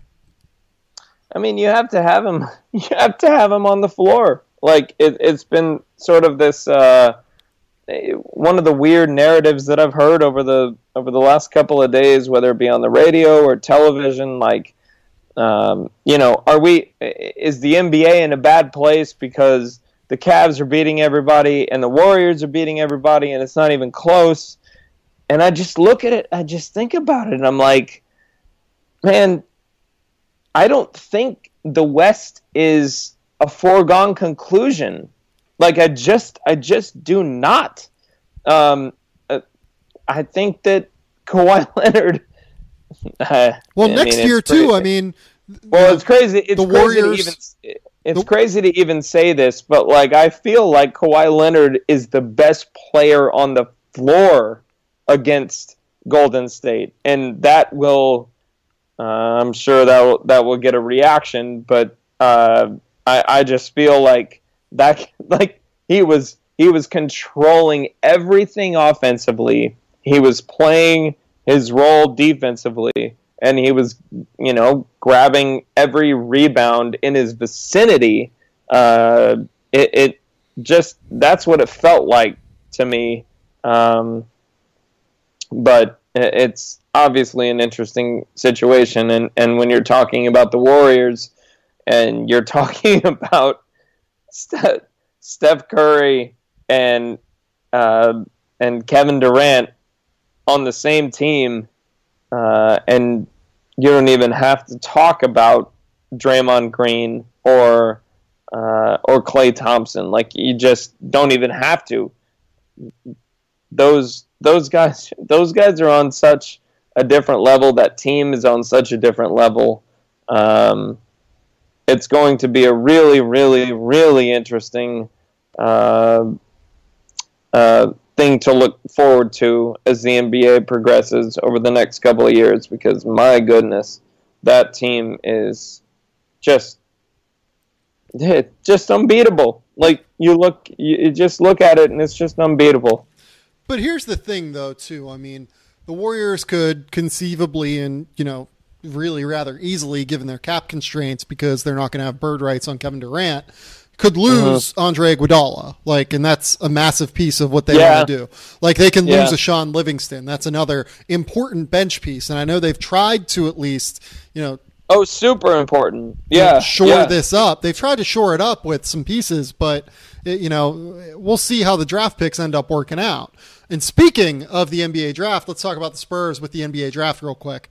I mean, number 29, number 59, they keep their picks every year. It's a really great way to just kind of build around these guys. And they always have It's funny that like every year recently, it seemed like a player has fallen to them. Like Kyle Anderson was a guy people were excited about who fell to, I think, number 30 when they took him. DeJounte Murray last year falls to number 29 after getting lottery kind of talk at some points throughout the year.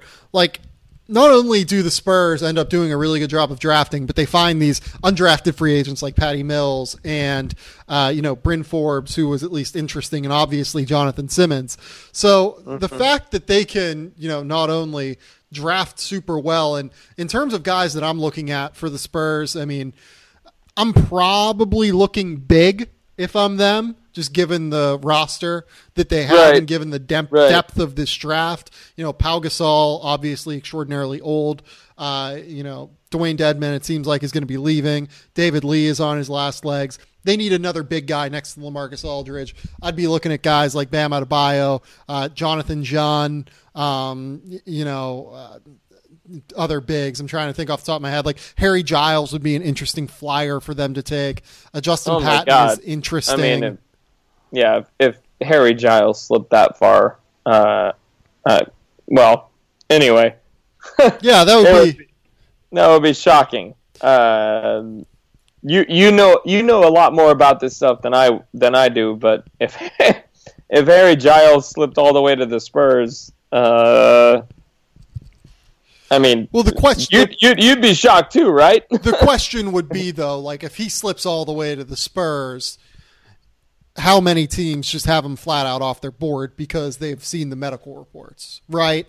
So like like it's almost like he should go 12 or 15, or he should go 40th, So it's kind of a weird spot. Like a guy like Jordan Bell, I think would be really interesting for them because he's hyper athletic, can block a ton of shots, can really guard on the perimeter.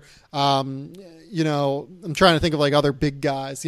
Jonathan Motley's down there in Texas. He's interesting. No, Caleb Swanigan's the hyper productive guy they always take. Like so many different options. So we've talked enough over the years. I don't like pay enough attention just generally to the draft, especially, or no, I shouldn't say that. Don't pay enough attention to the college kids. It's so difficult to predict what the Spurs are going to do at any point in any draft.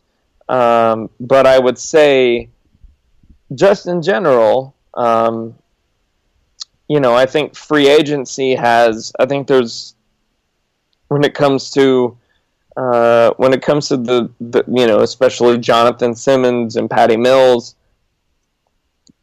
guys like that, like they feel at this point like they have perimeter guys. So what you just brought up is a focus on interior players, and I think that's probably where they need to go. I don't know what's going to happen with this team going forward on the perimeter. I don't know what's going to happen with Pau Gasol. Obviously, it is likely he's going to opt into a $16 million contract. But you're super excited. Who knows? Maybe he feels like he's made enough money throughout his career that he's gonna opt out of something like that, which would be a godsend for the Spurs. But they have a lot of issues in both the backcourt and the front court. But Milutinov is a guy they drafted last year. 2 years ago, 2015, I believe he was. 2 years ago, I'm sorry. Yeah, you're right. Someone they still are high on, but they and now obviously DeJounte Murray is in San Antonio, and they're very high on him. They view him as their future point guard, which is a weird situation right now, but. The Spurs are in a weird place, man. I think that I think you're right, though. I think they are going to move in a direction that focuses on big men. If they can get athleticism, they're going to get it because they understand the importance of being able to switch off screens and defend guys like Steph Curry. And Steph is an anomaly for the most part, but he's still sort of a reflection of the way the NBA is going. So it's going to be interesting to see the way the Spurs move. But I would bet that they're going to go big. I think they're going to get. They're going to focus on finding athletic big men who can do the switching thing, get out on guys who can just shoot the ball from anywhere on the floor. But, we'll see. Popovich is definitely, especially considering, like, when you look at the fact that he has employed LaMarcus and Pau Gasol, like, he believes in the idea of staying big while other teams are going small because you can just beat them up. So and they do. I mean, they're obviously out of the playoffs now, but like, man, when they're rolling the right way, they beat people up. They get a lot of rebounds and a lot of putbacks, and so it's kind of tough to fault him for that decision making. So it's going to be interesting to see where the Spurs go from here. It's always really, really, really, really difficult to tell where the Spurs will go in any given summer. So it'll be fun to watch. I think they're going to try to get bigger. I think which sounds weird. I don't know what's going to happen with Pau Gasol, but they're gonna just try to get more athletes. I think that's what it's going to come down to. Yeah, and ultimately that's probably the right move, and it's what they need. All right, Matt, we have gone on long enough here. Where are you going right now? Where are you going to be writing over the course of the next couple of months here? What do you have going on in your life? Oh, man, you never know. Mostly Real GM, maybe some stuff with USA Today. I'll just be around. You can find me on Twitter, and if you're interested in reading my stuff, you can find me there. But at Matthew_Tynan, and I would say that's the best place to find me. I'm a big fan of the underscore in between the first and last name. That's right. It's a very, very important part, I think, of the Twitter handle. Thanks for coming on, Matt. I really appreciate it. This has been the Game Theory Podcast. Please remember to rate, review, and subscribe to the show on iTunes. You can also get it on SoundCloud, Google Play, Android, any random app that you use for podcasts. I'm sure we're up there right now because of the great job that the people at CLNS Radio have done getting the show onto a variety of platforms. Keep it locked here. We've had a great few weeks on the show, and I really appreciate everyone who has taken the time to listen, to leave a rating, to leave a review. It really does help the show grow. So keep it locked here. We're going to have more of these team-based previews coming up, but until next time, we'll talk soon.